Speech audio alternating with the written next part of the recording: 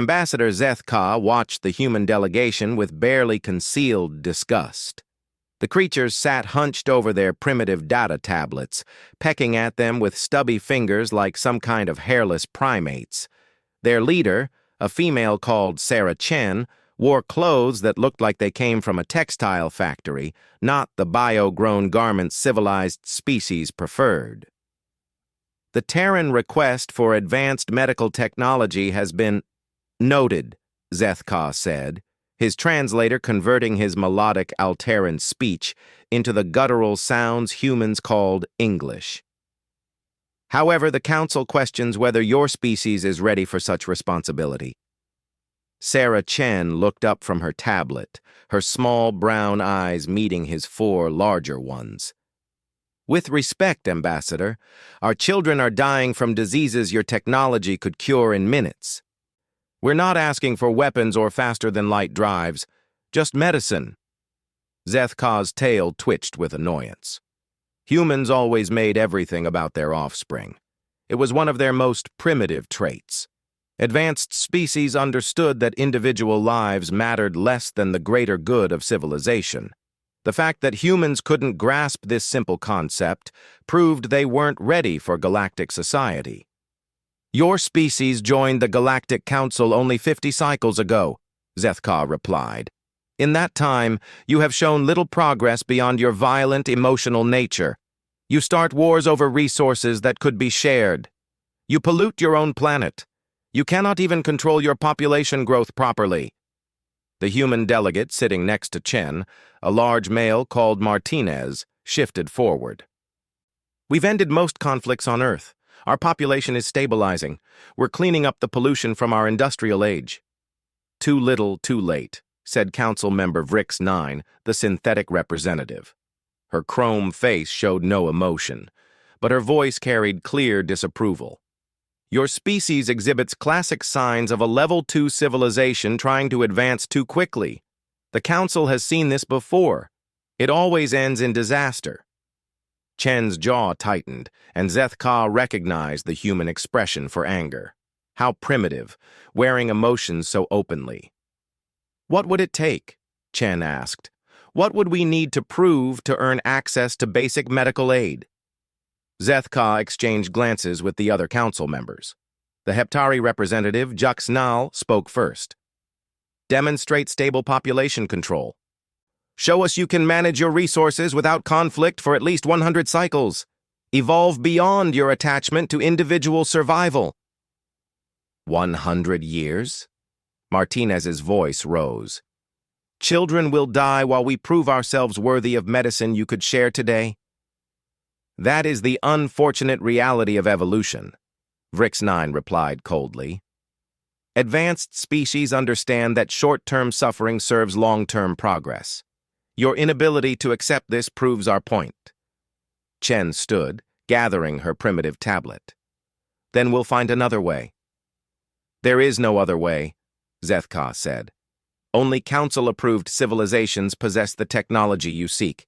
You may petition again in 50 cycles. The human delegation left without another word. Zethka watched them go, feeling satisfied that the council had made the right decision. Humans needed to learn their place in the galactic order. Their emotional attachments and primitive thinking made them dangerous if given too much power too quickly. 3 months later, Zethka received the first reports. Ambassador, his aide Krelton said, entering his office with obvious distress. We're receiving strange communications from the Terran system. What kind of communications? Zethka asked, not looking up from his work. That's just it, sir. There are no communications. For the past week, all human settlements have gone completely silent. No trade requests, no diplomatic messages, no routine system reports. Nothing. Zethka finally looked up. Equipment failure? Unknown. Long-range sensors show normal energy signatures from their colonies and homeworld. Ships are moving on regular patterns. But they're not responding to any hails. Perhaps they're staging some kind of protest, Zethka suggested. Humans are known for such emotional displays. But even as he said it, something about the situation bothered him. Humans were many things, loud, emotional, persistent, but they weren't typically the silent treatment type. When humans were angry, everyone knew about it. 2 weeks passed. The silence from human space continued. Vrix 9 called an emergency council session. "The situation has expanded beyond simple communication blackout," she reported. "Our trade partners report that all human merchant vessels have returned to Terran space. Human colonies that were expanding have halted all construction. Most disturbing, our intelligence sources report that all human children have been evacuated from frontier settlements and returned to heavily defended core worlds." Yuxnal's tentacles writhed with concern. "Evacuated? Why? Are they expecting an attack?" "Unknown, but the pattern suggests they're consolidating their population, particularly their young, into protected areas. This could indicate preparation for either defense or—" Vrix 9 paused. "Or something else entirely." Zeth-Ka felt a chill run down his spine. In all his years on the council, he'd never seen an entire species simply stop talking.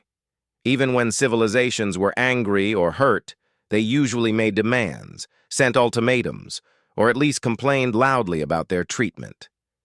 This silence was different. It felt deliberate, purposeful.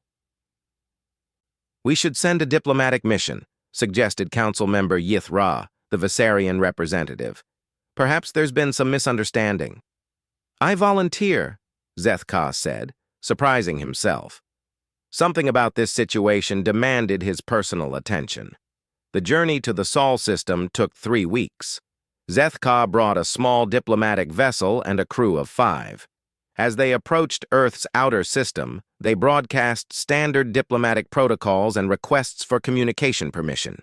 No response. Their sensors showed normal traffic around the human colonies. Ships moved between planets, space stations showed full power, and energy signatures indicated busy, populated settlements. But nobody answered their calls. "It's like they can't hear us," said Navigator Thelmos. "Or they're choosing not to." "Take us to Earth," Zeth-Ka ordered. As they entered Earth's solar system, Zeth-Ka noticed something odd. The usual cloud of mining ships and trade vessels that surrounded most civilized homeworlds was missing. Instead, he saw what looked like defensive formations, human warships in patrol patterns, space stations that had clearly been reconfigured for military purposes, and sensor arrays pointing outward toward the galaxy. "They're watching for something," Thelmos observed. "Or someone." When they reached Earth orbit, a human patrol ship finally responded to their hails. "This is Captain Williams of the Earth Defense Force. State your business." The voice was polite, but cold, professional, nothing like the emotional, eager-to-please tones humans usually used with council members. "This is Ambassador Zeth-Ka of the Galactic Council. We request permission to meet with your government regarding the communication blackout from your species." A long pause. Then, "Wait here." An hour passed before the human responded again. "You may dock at Station 7. You'll be met by a representative." Station 7 turned out to be a military facility. As Zeth-Ka's ship approached, he counted weapons arrays that looked far more advanced than anything humans should have possessed. When had they developed such technology? The human who met him at the airlock was not a diplomat. She wore a military uniform and carried herself with the bearing of a soldier.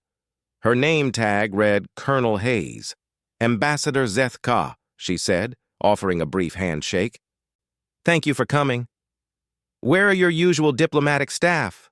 Zeth-Ka asked, as they walked through corridors that hummed with barely contained energy. "Busy with other matters," Hayes replied.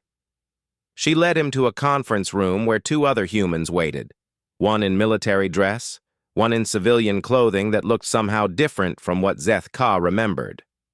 More sophisticated. More advanced. "I am General Morrison," said the military man. "This is Dr. Liu from our Science Council." Science Council? Zethka asked. I'm not familiar with that organization. It's new, Dr. Liu said simply. Zethka sat across from them, feeling increasingly uncomfortable. These humans seemed different somehow, calmer, more focused. The emotional volatility he was used to dealing with was nowhere to be seen. The Council is concerned about your species' sudden silence, he began. We want to ensure there's been no misunderstanding about your medical technology request. General Morrison exchanged a glance with Dr. Liu. There's been no misunderstanding, Ambassador. Then why have you ceased all diplomatic communications? Why have you recalled your merchant vessels and children? Another pause. Dr. Liu leaned forward. Tell me, Ambassador, what do you know about human reproductive biology? The question caught Zethka off guard. What does that have to do with anything? Please, humor me. Zethka thought for a moment. Your species has a long gestation period, extended childhood development, high parental investment. It's one of the reasons the Council considers you primitive, your excessive attachment to individual offspring. Dr. Liu nodded. And what do you know about human evolution? How we became the dominant species on our planet? Through tool use and cooperation, I assume. Most species follow similar patterns. Partially correct, Dr. Liu said, but you're missing the most important factor. We became apex predators not because we were the strongest or fastest, but because we were the most persistent. When something threatened our survival, we didn't just adapt. We eliminated the threat entirely. A chill ran down Zethka's spine. I don't understand the relevance. Our children are dying, Ambassador, General Morrison said quietly. Diseases that your technology could cure in minutes. The Council has decided we're not worthy of help. The Council follows established protocols, Zethka began. The Council made a mistake, Dr. Liu interrupted. You see, you misunderstood what you were looking at when you studied humanity. Yes, we're emotional. Yes, we're attached to our offspring. But you failed to understand what that attachment actually means. Dr. Liu stood and walked to a wall display. With a gesture, it showed images that made Zethka's blood freeze. Ships. Massive, sleek vessels that looked nothing like the crude human technology he knew. Weapons that hummed with power beyond anything in the Council's arsenal. Space installations that bristled with sensor arrays and defensive systems. When our children are threatened, Dr. Liu continued, we don't just evolve, we revolutionize. In the 3 months since your refusal, we've made advances in technology that your Council took centuries to achieve. Impossible, Zethka whispered. Is it? General Morrison asked. You've been watching us for 50 years. Tell me in that time how many existential threats has humanity faced, Zethka thought. Well, there was the asteroid that threatened your eastern continent. You deflected it with nuclear weapons. The plague outbreak on your Mars colony, you developed a cure in months.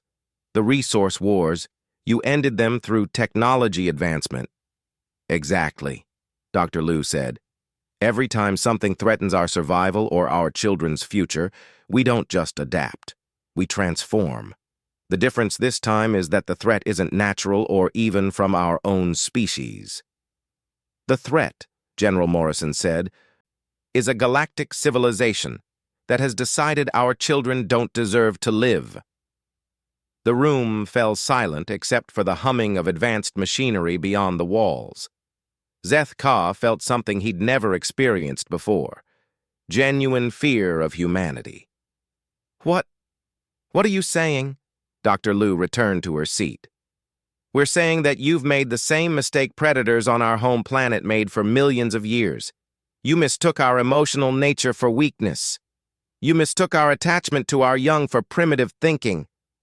You failed to understand that everything humans have ever accomplished, every tool we've built, every system we've created, every enemy we've defeated, it was all for one purpose. To protect our children, General Morrison finished. And now, Dr. Liu added, You've decided our children don't matter. Zethka's mouth went dry. The council was following established procedures. There was no malice intended. Intent doesn't matter, General Morrison said. Results do. Our children are dying while you debate our worthiness. Dr. Liu activated another display. This one showed star charts, the entire galactic region around human space. We've spent 3 months in silence, Ambassador. Not because we were sulking or protesting. We were working, planning, building. The display zoomed in on various systems. Zethka saw human ships, human installations, human technology spreading throughout space like a virus. Working on what? He asked, though he feared the answer. On becoming worthy, Dr. Liu said simply. On your terms. Ambassador Zethka returned to council headquarters with a message that changed everything. 3 days later, emergency sessions convened as representatives from across the galaxy struggled to understand what humanity had become. They've established fortified positions in 47 star systems, reported Defense Coordinator Quinn Sett, her usually steady voice trembling. Not colonies, military installations, each one positioned to control major trade routes or strategic resources. Council member Vrix 9 processed the data with mechanical precision. Timeline analysis indicates these installations were constructed in just 3 months. The logistical requirements alone should have been impossible for a Level 2 civilization. Maybe they're not Level 2 anymore, suggested Juxnal, his tentacles writhing with anxiety. Zethka stood before the assembled council, still shaken by his encounter with the humans. Council members, I believe we've made a fundamental error in our assessment of human nature. They haven't just advanced their technology, they've transformed. Explain, demanded Prime Counselor Nexvar, her crystalline form shifting to indicate maximum attention. The humans I met weren't the same species we've been monitoring. Yes, they looked the same physically, but their behavior, their capabilities, their entire approach to existence had changed. They spoke of protecting their children not as an emotional weakness, but as their driving evolutionary force. Yith Ra, the Viserion representative, leaned forward. You're suggesting they evolved in 3 months? That's biologically impossible. Not evolved, Zethka said slowly. Unleashed. Dr. Liu showed me records of human history. Every time their species faced extinction-level threats, they didn't just survive. They emerged stronger than before. Ice ages, supervolcanic eruptions, plagues, wars, each crisis triggered rapid advancement in their technology and social organization. But this time, Vrix 9 calculated aloud, the threat wasn't natural disaster or internal conflict. It was us. The implications hit the council like a shockwave. For the first time in galactic history, an entire species had identified the council itself as a threat to their children's survival. We need more information, Prime Counselor Nexvar declared. Dispatch intelligence teams to monitor human activities. I want to know what they're really building out there. 3 weeks later, the reports came back. What they revealed defied everything the council thought they knew about technological development. The humans have established what they call development zones around resource-rich planets, reported Intelligence Chief Cav-10. Each zone operates with complete autonomy but shares research instantly across their network. They're not just building ships and weapons. They're rebuilding their entire technological foundation. The holographic display showed images that made several council members recoil. Human installations that bent space around them. Ships that seemed to exist in multiple dimensions simultaneously. Energy signatures that registered off the scale of standard measuring equipment. How is this possible? Juxnal whispered. Dr. Silmar, the council's chief scientist, studied the readings with growing alarm. The energy outputs suggest they've discovered fundamental principles we haven't even theorized about.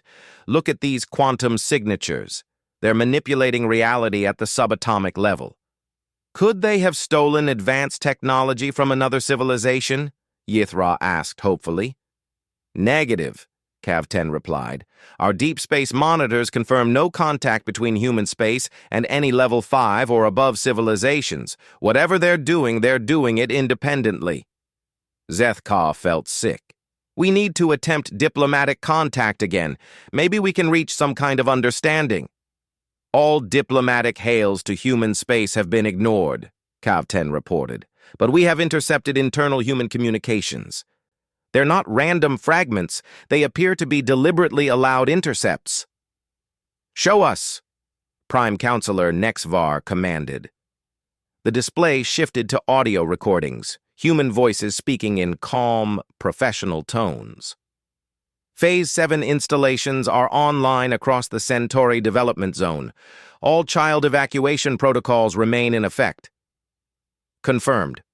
Population centers are at 98% security. All offspring accounted for and protected. Research Division reports breakthrough in dimensional engineering. New defensive grids can be deployed within hours if needed. Understood. Priority remains child safety. All other objectives are secondary. The communications continued, but every conversation returned to the same themes: protecting children, advancing technology, and maintaining defensive readiness. They're preparing for war, Vrix 9 observed. No, Zethkar said quietly. They're preparing to survive us. The distinction was important. Preparing for war meant planning to attack. Preparing to survive meant they expected to be attacked and wanted to ensure their children would live through whatever came next. We should withdraw Council forces from near-human space, suggested Yithra. Show them we're not a threat. All Council forces were already withdrawn, Cav-10 reported. The humans haven't made any aggressive moves toward Council territory. They're focused entirely on fortifying their own space. Prime Counselor Nexvar, crystalline form, shifted through several colors, indicating deep thought. I'm beginning to understand the magnitude of our error. We thought we were dealing with a primitive species seeking our approval. Instead, we've triggered the evolutionary response of apex predators who see us as a threat to their offspring. So what do we do? Juxnal asked. Before anyone could answer, alarms began blaring throughout Council headquarters. Emergency lights flashed as technicians ran to their stations. Report, Nexvar commanded. Unknown vessels approaching Council space, shouted Navigation Chief Perlos. They're not registering on any known ship classification. The main display showed space around Council headquarters. At first, nothing seemed wrong. Then reality seemed to shimmer, and ships appeared where nothing had been seconds before. Human ships, but unlike anything they'd built before. The vessels were massive, each one dwarfing the Council's largest dreadnoughts. They moved with impossible grace, seeming to slide through space without conventional propulsion. Their hulls reflected light in ways that hurt to look at directly. How many? Zethkar asked, though he wasn't sure he wanted to know. Sensors are having difficulty getting accurate counts, Perlos reported. The ships seem to exist in multiple dimensional phases simultaneously. Best estimate, 300 vessels.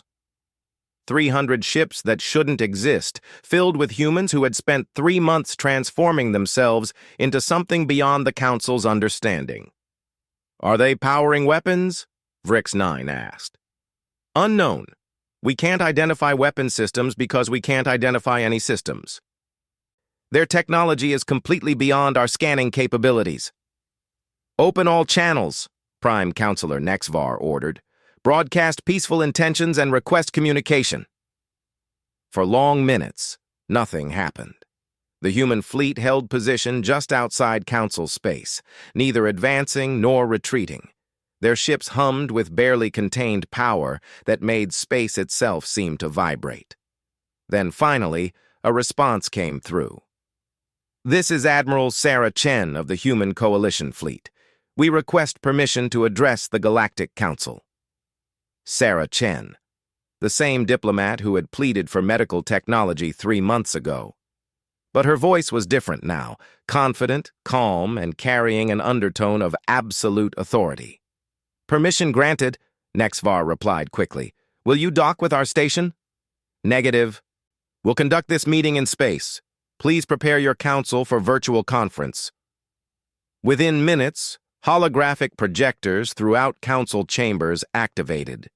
The image that appeared made every representative step back in shock. It was Sarah Chen, but transformed. She still looked human, but everything else had changed. Her clothes were made of materials that seemed to bend light around them. Behind her, Zethka could see the bridge of her ship, a space filled with technology that looked like it belonged in dreams rather than reality. "Council members," Chen said, her voice carrying across species barriers without need for translation. "Thank you for agreeing to this meeting." "Ambassador Chen," Nexvar replied carefully, "the Council is pleased to see humanity has advanced since our last meeting." Chen's expression remained neutral. "We prefer the term adapted. The Council made clear that our children were not worth saving unless we could prove our worthiness. We've spent these months becoming worthy."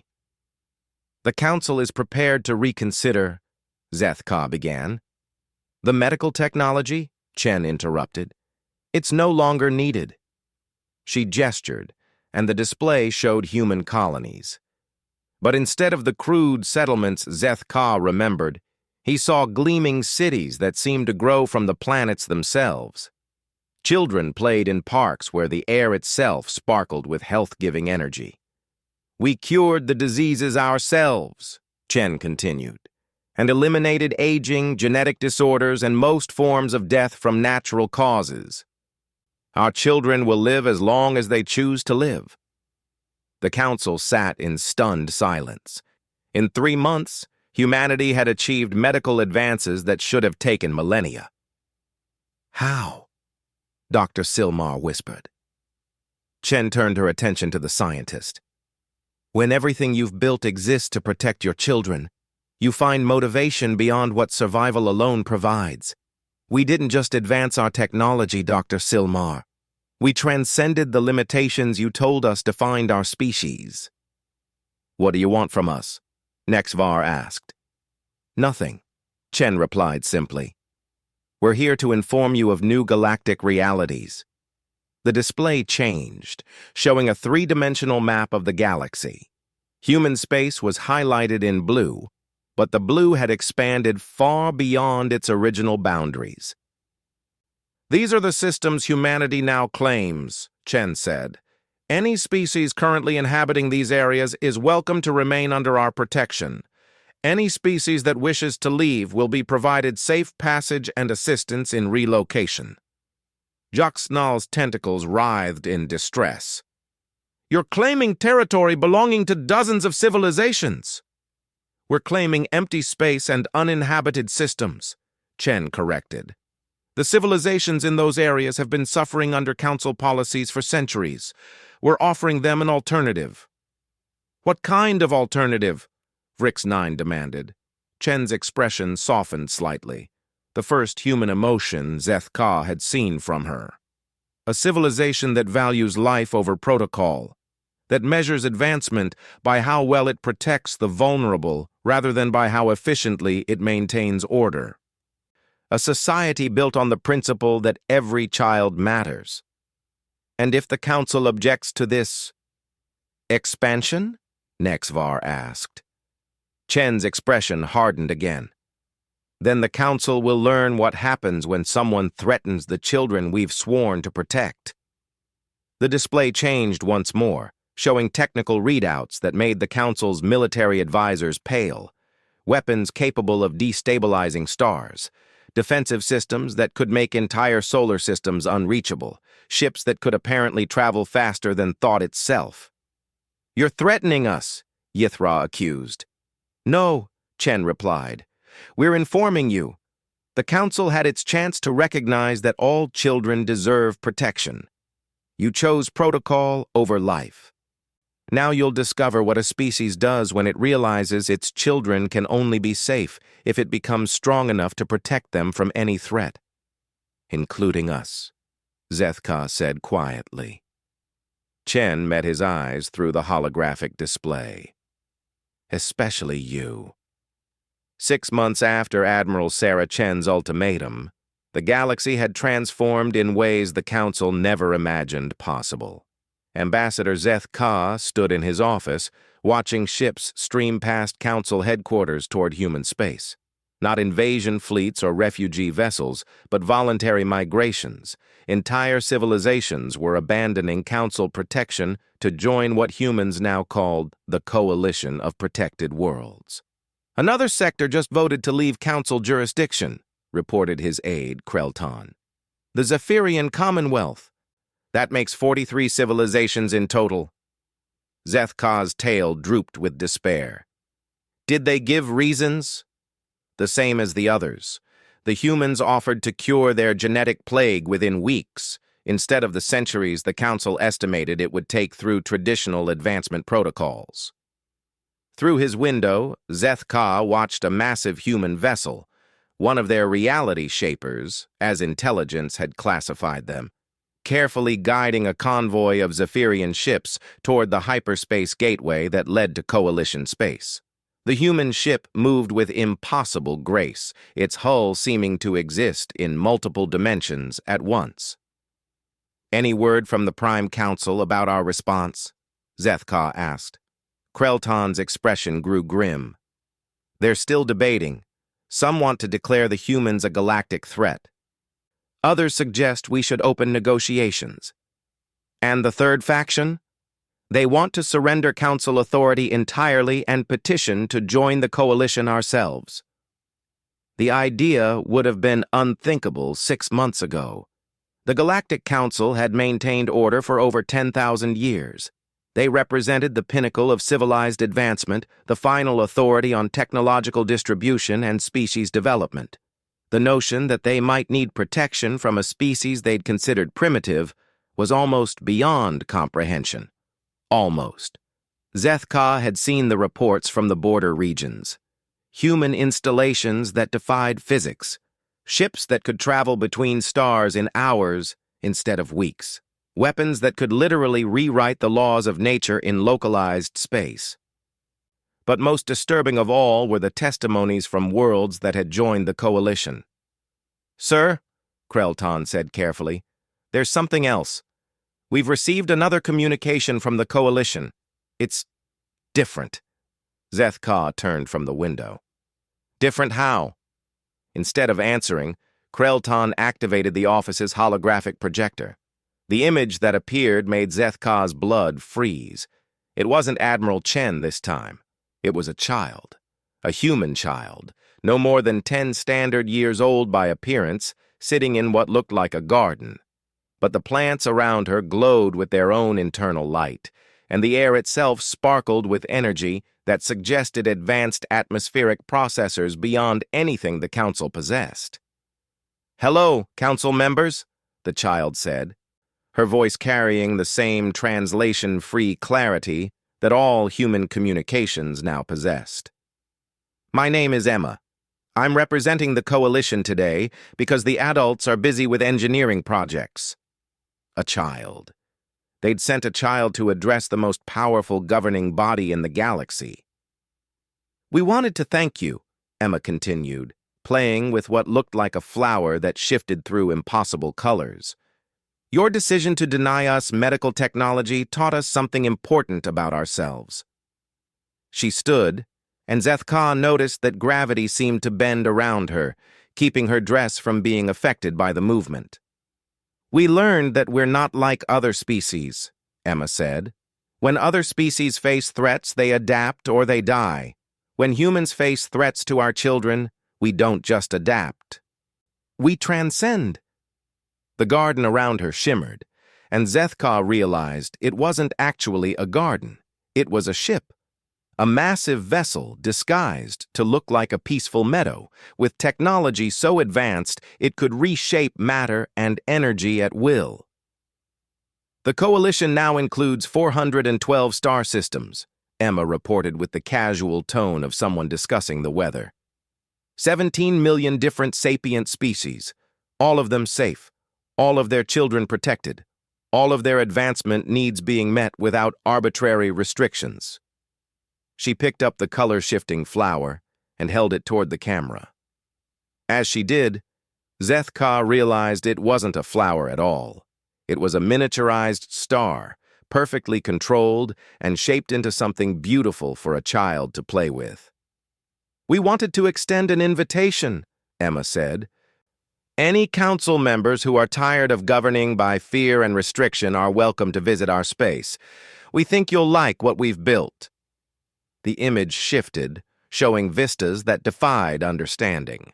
Cities that floated in the void of space without environmental suits or artificial gravity.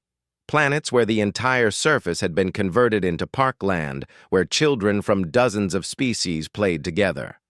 Star systems where the very laws of physics had been gently modified to ensure nothing could ever harm the young. "Of course," Emma continued, "we understand if you prefer your current system. The Coalition doesn't force anyone to join. We just wanted you to know that there's another way." She sat back down in the garden ship, the miniature star in her hand casting rainbow patterns across her face. "Oh, and council members? Our people wanted me to thank you for something else. By refusing to help our children, you taught us that we couldn't rely on anyone else to protect what matters to us. That lesson made us stronger than we ever imagined possible."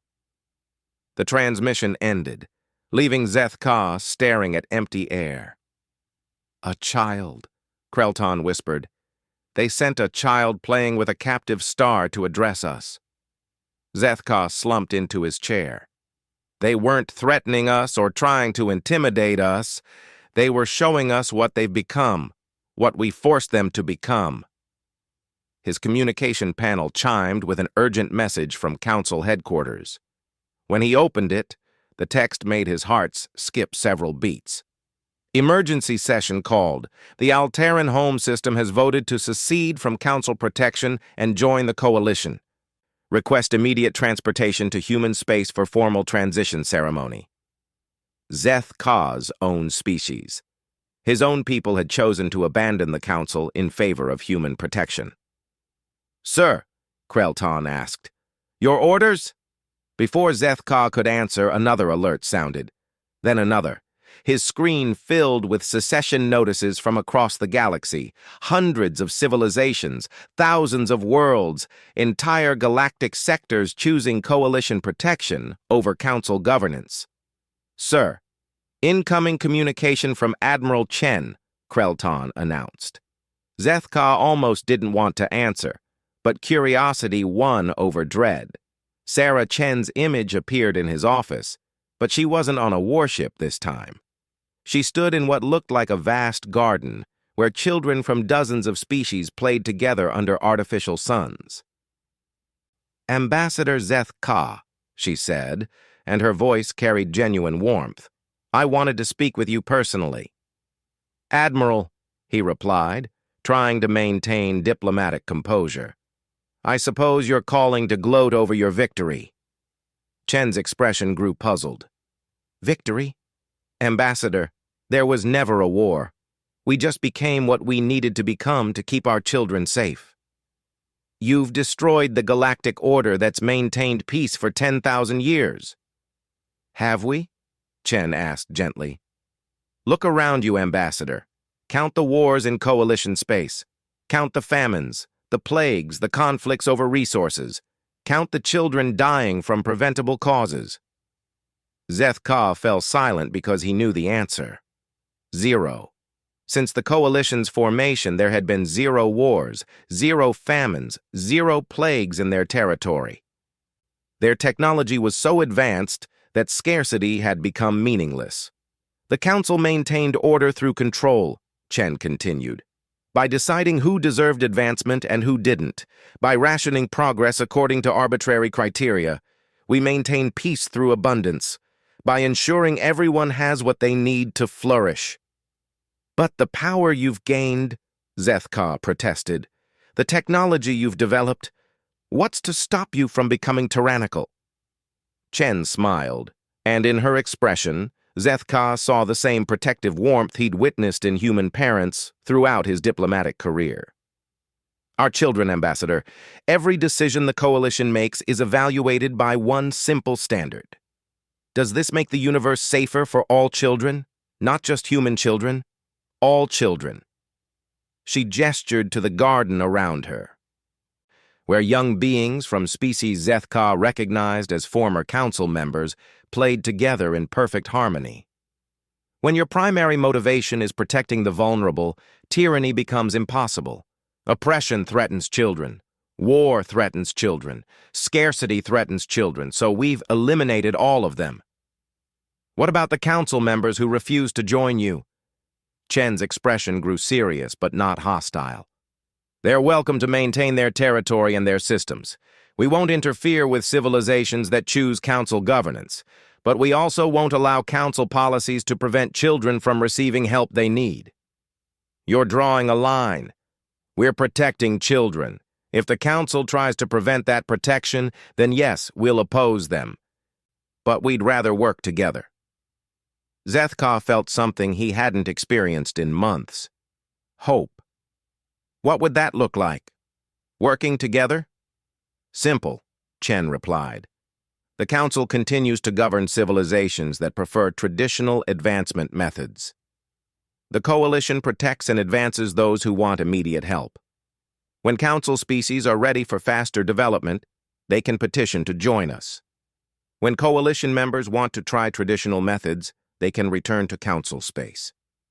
And if there are conflicts between our approaches? Chen's smile returned. There won't be. The Coalition's technology allows us to create abundance from nothing. We're not competing for the same resources or territory. We're offering an alternative, not trying to eliminate the existing system. Zethka stared at her through the hologram, trying to process what she was saying. You're not trying to conquer us. Ambassador, we never were. We were just trying to save our children. Everything else, she shrugged. Everything else was just what happened when you tried to stop us. The communication ended, leaving Zethka alone with his thoughts. Through his window, he could see more ships leaving for Coalition space, but for the first time in months, he wasn't watching with despair. 3 days later, Zethka stood before the Galactic Council one final time as their representative. Council members, he said, his voice carrying across the great chamber. I've been in communication with the Coalition leadership. They've made a formal proposal. What kind of proposal? Prime Counselor Nexvar asked. Coexistence, Zethka replied. The galaxy is vast enough for both systems. The Council continues to govern those who prefer traditional advancement. The Coalition protects those who need immediate help. No interference between systems, no forced conversions, no conflict over resources. And if we refuse? Demanded Vrix 9. Zethka thought of Emma, the human child who played with captive stars while discussing the fate of civilizations.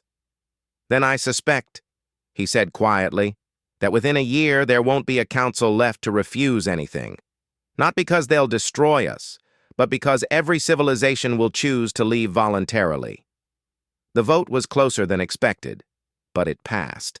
The council would coexist with the Coalition, two different approaches to galactic civilization sharing the same universe. Afterward, as representatives filed out of the chamber, Zethka remained behind. He pulled out a private communicator and activated a channel he never thought he'd use. Coalition Communication Hub, a pleasant voice answered. This is Ambassador Zethka of the Alteran delegation. I'd like to request immigration information for my family. Of course, Ambassador. Will this be for immediate protection protocols or standard transition? Zethka thought of his own children, growing up under council restrictions that limited their potential for arbitrary reasons. Immediate protection, he said. I want my children to have every opportunity to flourish. Understood, sir.